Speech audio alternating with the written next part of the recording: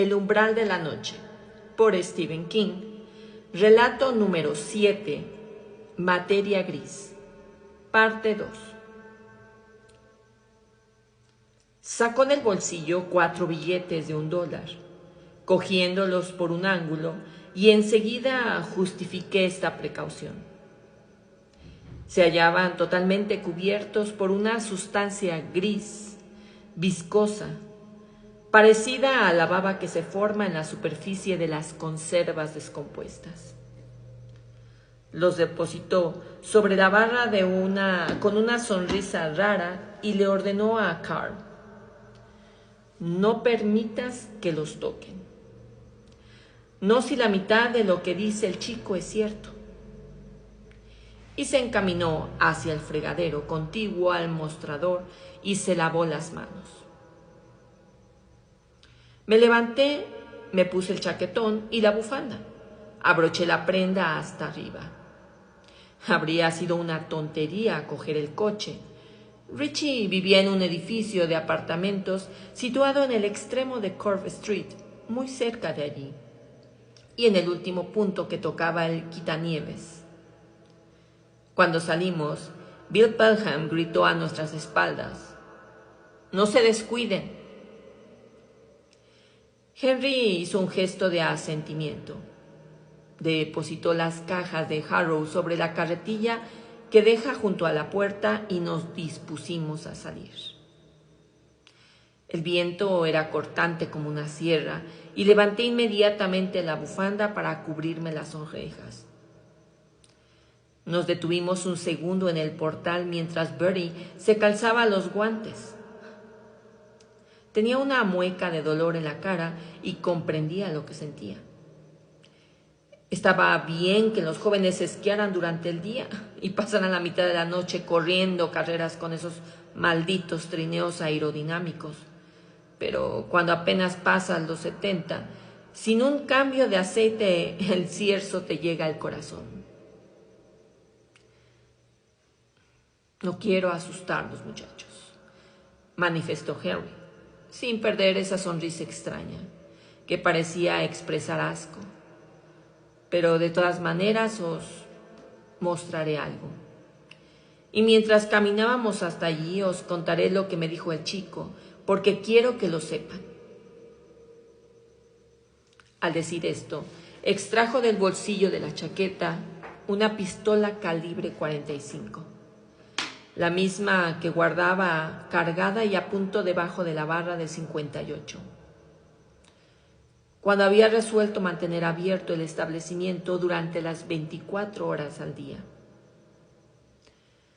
No sé de dónde sacó esa pieza de artillería, pero sí sé que la única vez que la blandió delante de un asaltante, este dio media vuelta y salió corriendo. Henry era un tipo impasible. Sí, señor. Un día lo vi echar a un estudiante que quiso obligarlo a canjear un cheque. El chico salió como alma que lleva el diablo. Bien, solo cuento esto porque Henry quería que Perry y yo supiéramos que hablaba en serio. Y vaya si lo sabíamos. De modo que nos pusimos en marcha, encorvados como lavanderas para luchar contra el vendaval. Henry empujaba la carretilla y repetía lo que le había narrado el chico. El viento trataba de arrancarle las palabras antes de que llegara a nosotros, pero oímos casi todo, más de lo que nos habría gustado oír. Me alegré inmensamente de que Henry llevara su bazooka en el bolsillo de la chaqueta. El chico pensaba que la culpable había sido la cerveza. Ya sabéis cómo de vez en cuando puede haber una lata en mal estado, insípida, maloliente o verde como las manchas de orina de calzoncillos de un irlandés. Un tipo me dijo una vez que basta un orificio insignificante para que se infiltren bacterias capaces de hacer cosas muy raras.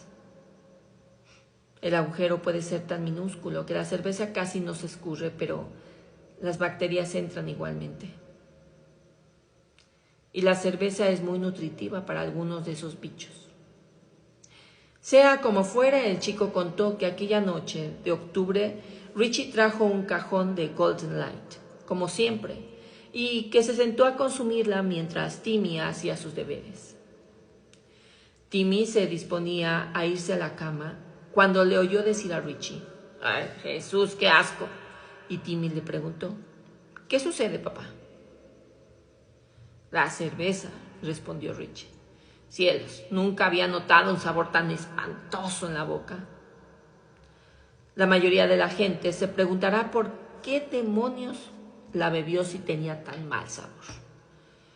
Pero eso es porque la mayoría de la gente no ha visto cómo traga la cerveza Richie Grenady.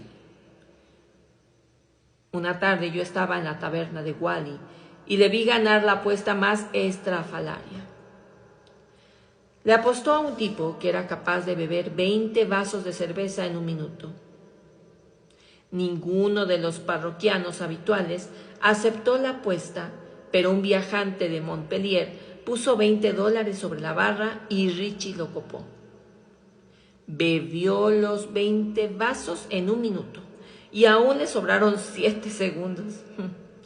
Aunque cuando salió tenía una cruda fenomenal. De modo que supongo que Richie vació todo el contenido de la lata antes de que el cerebro le diera la alarma. «Voy a vomitar», exclamó Richie. Cuidado, pero cuando llegó al inodoro, ya se le había asentado en el estómago y eso fue todo.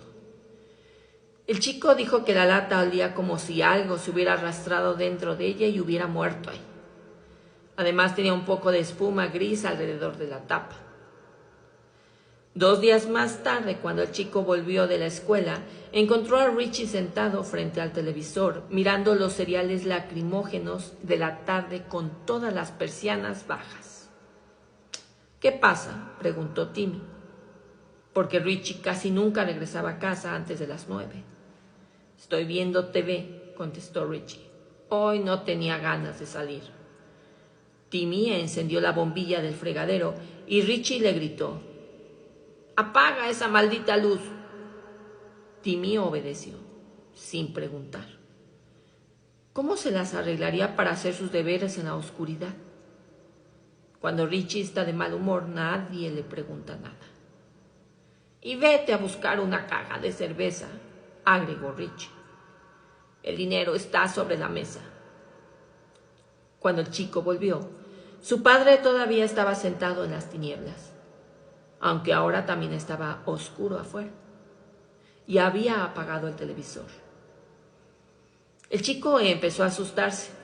Bueno, ¿a quién no le pasaría lo mismo?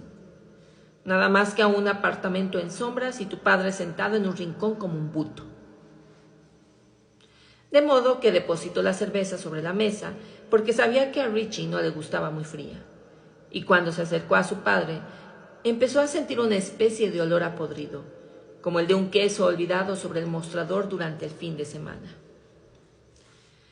Pero no hizo comentario alguno, ni se sorprendió, porque el viejo nunca había sido lo que se llama una persona higiénica. En cambio, se encerró en su habitación y cerró la puerta e hizo sus deberes. Y al cabo de un rato oyó el ruido del televisor y chasquido de la primera lata de la noche. Todo siguió igual durante 1 o 2 semanas. El chico se levantaba por la mañana, iba a la escuela y cuando volvía a casa de Richie, estaba frente al televisor y el dinero para la cerveza descansaba sobre la mesa. Además, en el apartamento reinaba un olor cada vez más pestilente. Richie no levantaba nunca la persiana y hacia mediados de noviembre le prohibió a Timmy que estudiara en su habitación. Argumentó que no soportaba la luz que se colaba por debajo de la puerta. De modo que Timmy empezó a ir a estudiar a la casa de un amigo cerca de allí, después de comprarle cerveza a su padre. Hasta que un día, cuando Timmy volvió de la escuela, eran las 4 y casi era de noche. Richie le dijo: «Enciende la luz». El chico encendió la bombilla del fregadero y se quedó atónito al ver que Richie estaba envuelto en una manta. «Mira»,